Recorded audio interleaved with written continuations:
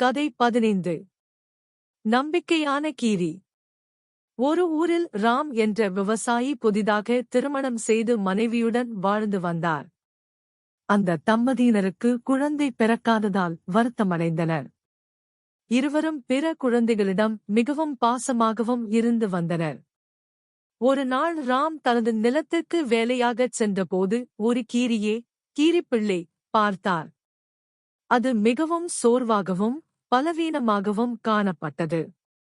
ஆகவே ராம் அந்த கீரிப்பிள்ளையை தனது வீட்டுக்கு எடுத்து வந்து வளர்த்து வந்தார். பாசம் நிறைந்த அவரது மனைவியும் கீரியை நன்கு உபசரித்து உணவு வகைகளை சாப்பிடக் கொடுத்து ஊட்டியும் விட்டாள்.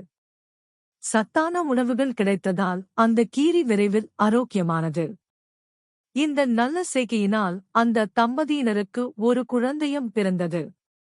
இதனால் இருவரும் மிகவும் மகிழ்ச்சி அடைந்தனர். பாருங்கள், அந்த கீரி பிள்ளையை நாம் வளர்த்து வந்ததால்தான் நமக்கு நல்ல அதிர்ஷ்டம் பிறந்துள்ளது. ஆகவே அந்த கீரியை தங்களது மகனாகவே பாவிக்க வேண்டும் என்று ராம் கூறினார். மாதங்கள் சென்றன. ஒரு நாள் அவர்களின் குழந்தை தொட்டில் தூங்கும்போது ஒரு நாகப்பாம்பு சறுக்கிக் கொண்டு குழந்தையை கடிப்பதற்கு முயன்ற பொழுதில் அந்த கீரிப்பிள்ளை பாய்ந்து சென்று அந்த பாம்பை பிடித்து வாயால் கடித்து கொன்றது. வாயில் பாம்பின் இரத்தம் சொட்ட கீரிப்பிள்ளை உடனடியாக அங்கிருந்து தனது எஜமானரிடம் ஓடியது.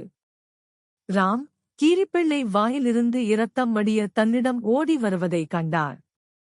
அவர் கவனக்குறைவாகவும் தவறுதலாகவும் கீரியின் வாயிலிருந்த இரத்தம் தனது குழந்தையை கடித்ததால் உணர்ந்து என்ன இருந்தாலும் இந்த கீரிப்பிள்ளையும் ஒரு மிருகம்தானே என எண்ணினார். பாலை உண்பதற்காக தான் தனது குழந்தையை கடித்துவிட்டது என நினைத்து ராம் தீவிரமாய் அந்த கீரிப்பிள்ளையை கொன்றுவிட்டார். பிறகுதான் என்ன நடந்து என பார்ப்பதற்கு வீட்டுக்கு ஓடினார். அவரின் குழந்தை தொட்டில் நன்கு தூங்கிக் கொண்டிருந்தது. அருகில் கீரிப்பிள்ளை கொன்ற பாம்பையும் கண்டதும் ராமை வருத்தம் தாக்கியது. அவரின் தீவிரமான அவசர முடிவால் ஒரு நல்ல செல்ல விலங்கான கீரிப்பிள்ளையை இழந்துவிட்டார். தீவிர அவசர முடிவு அழிவிற்கே வழிவகுக்கும்.